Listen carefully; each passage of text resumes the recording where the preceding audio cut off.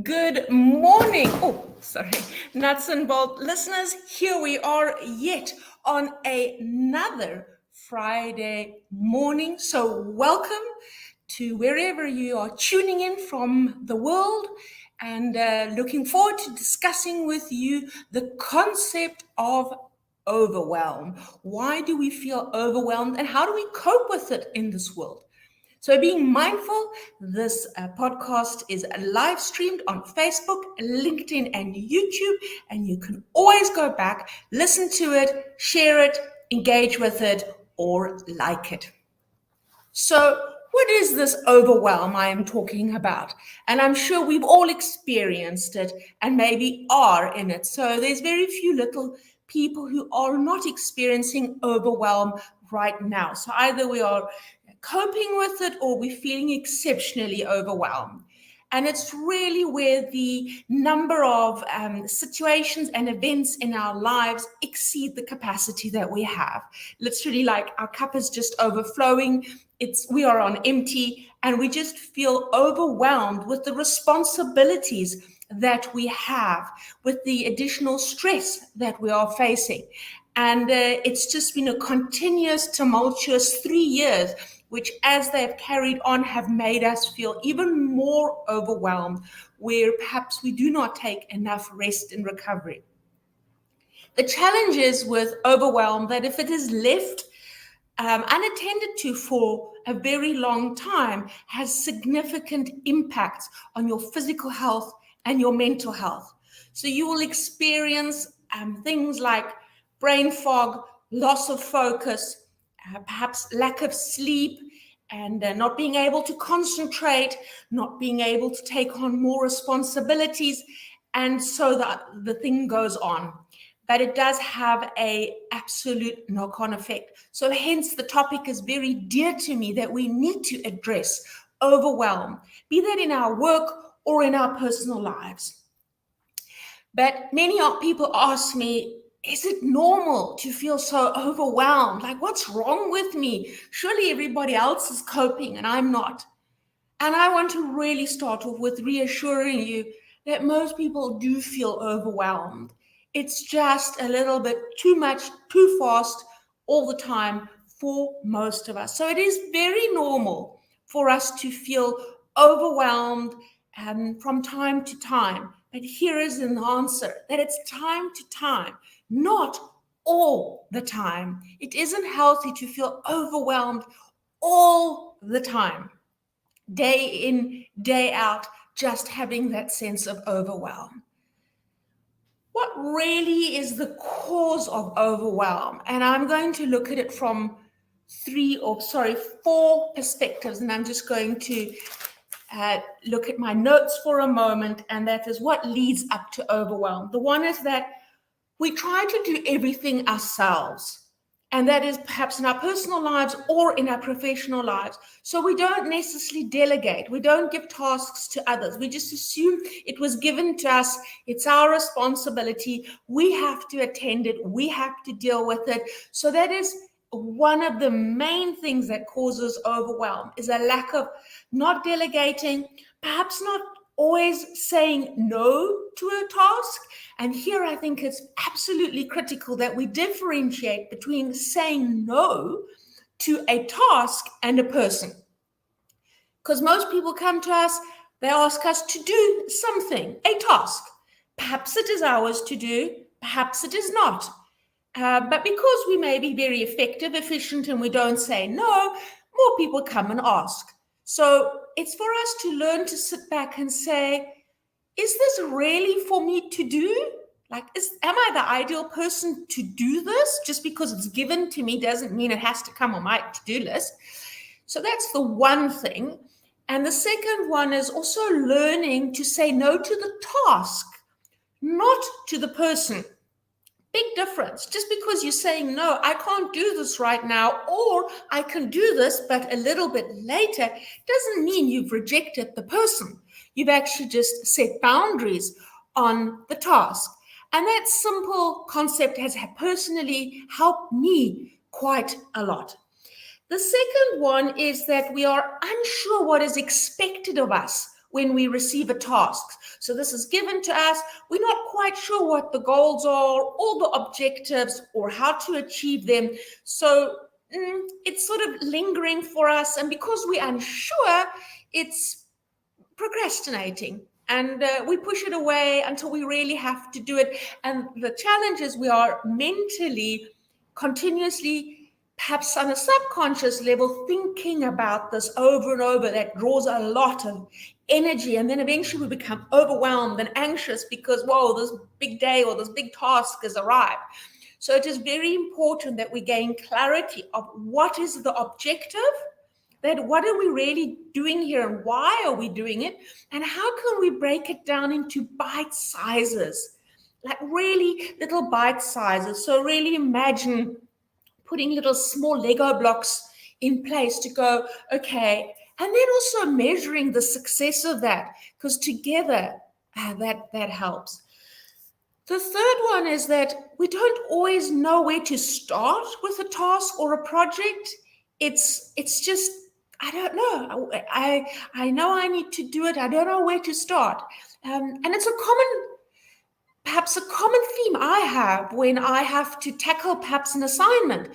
I go, it's a very intense topic. I'm not quite sure where to start. I have to start somewhere.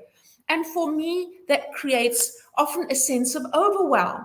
So I try and break it down and create smaller topics, or try and understand, what do I know about this topic and what do I not know about the topic? So there's a lot of mind mapping that happens for me so that I don't feel so overwhelmed. And I'll come back to this because it is an answer to one of the solutions on how to reduce your overwhelm. And the fourth one is that most of us set very high expectations for ourselves. I mean, we set higher expectations for ourselves than perhaps for others. We let others have a lower standard than ourselves. So there's a double standard, there's a value disagreement or a discongruency, and it's always sometimes thinking, is our standard perhaps a little bit too high, or how can we adjust that? And how can we be kind to ourselves? Being mindful, we are human beings. We are not machines. And if we are human beings, it sometimes means to sit back, to evaluate, to slow down, and to gain perspective. The challenge right now, if you look at the working environment, is that Generation Zs, Millennials, and Generation X, so that's the age group from 18 to around about 48, are exceptionally overwhelmed. They are experiencing the highest level of overwhelm. And we need to sit back and really listen to that, and perhaps even find a solution on how to do it, either from a working point of view or for ourselves. How do we actually cope with overwhelm? What are practical ways of managing it? Because somewhere along the line, we are all responsible for our own destiny. There's not going to come somebody to rescue us. So we have to find tools and strategies that help us to manage overwhelm. And I have come up with these 5 ones. Perhaps they are practical enough for you to apply. The first one is to look at your to-do list. And I'm sure if you look at your to-do list, it exceeds the page that you've written on. Maybe it's even 2 pages. And look at your to-do list and just choose 2 or 3 items on that to-do list that you are going to tackle today. Don't look at the aim for the whole to-do list, because you are setting yourself up for failure. It's just too exhausting. It's too overwhelming. Just 2 that will either make the most impact for you or take away a lot of pressure for you. So just choose them. Become very selective. Leave the rest.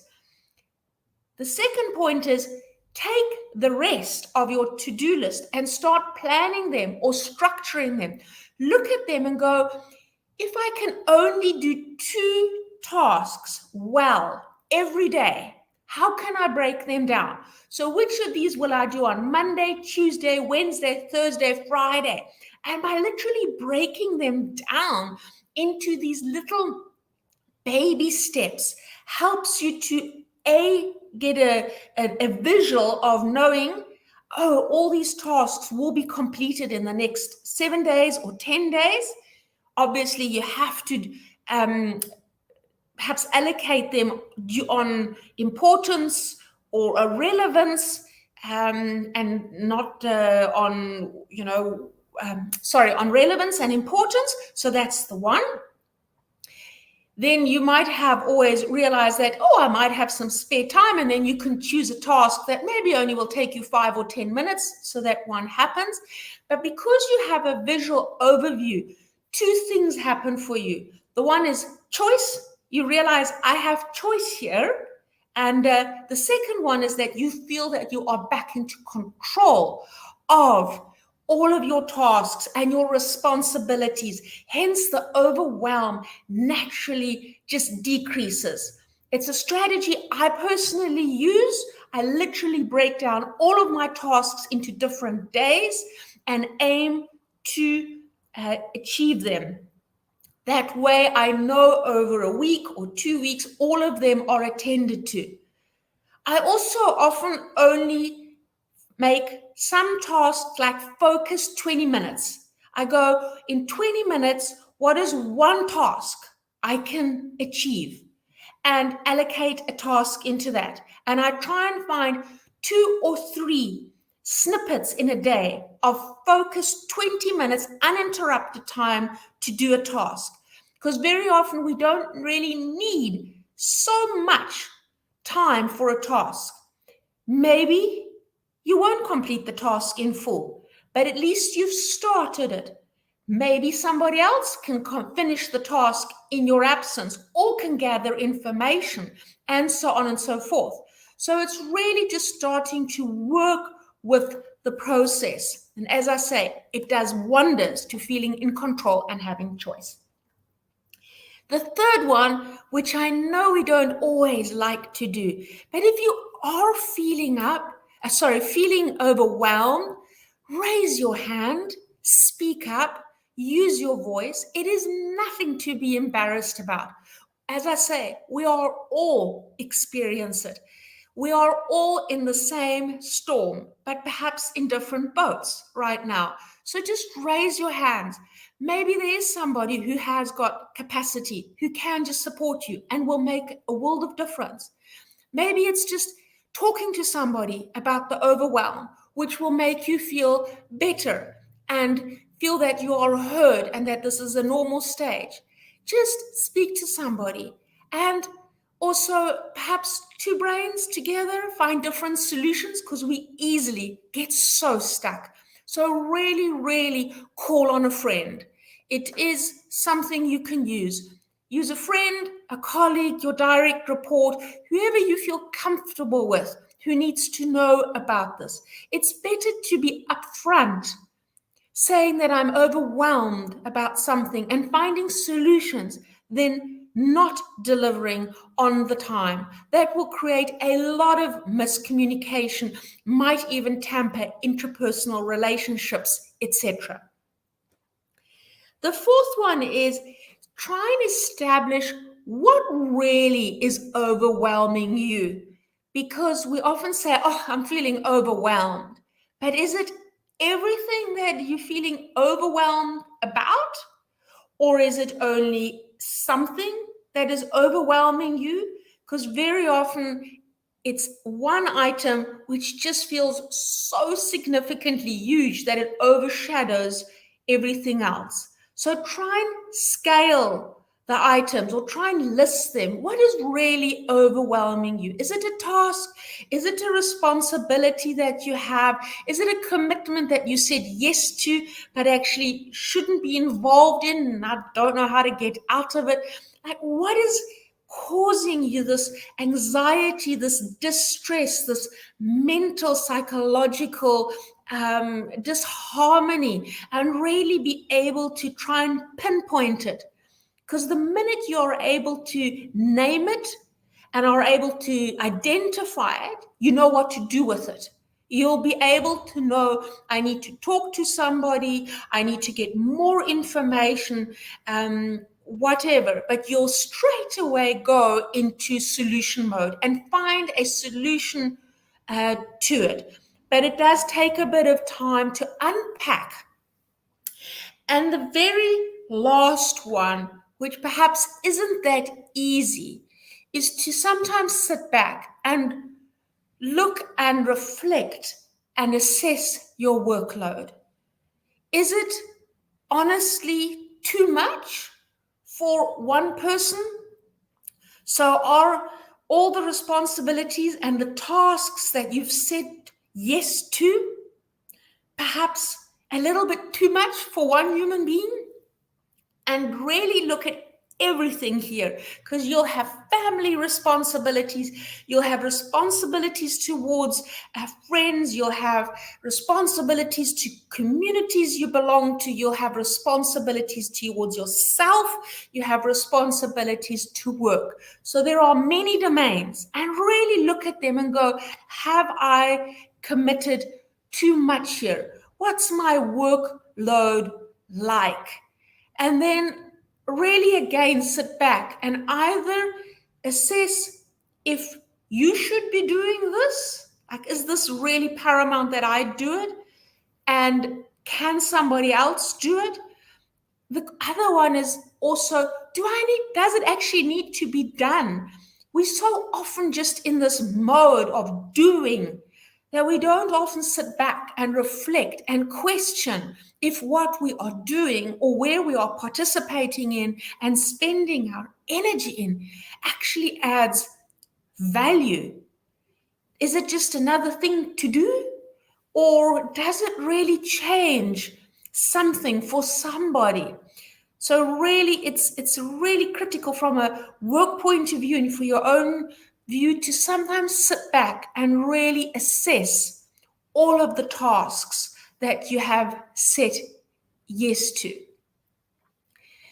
Something that it helps me, again, to reduce the overwhelm, and that comes back to the to-do list. So as you can hear, I'm a to-do list person.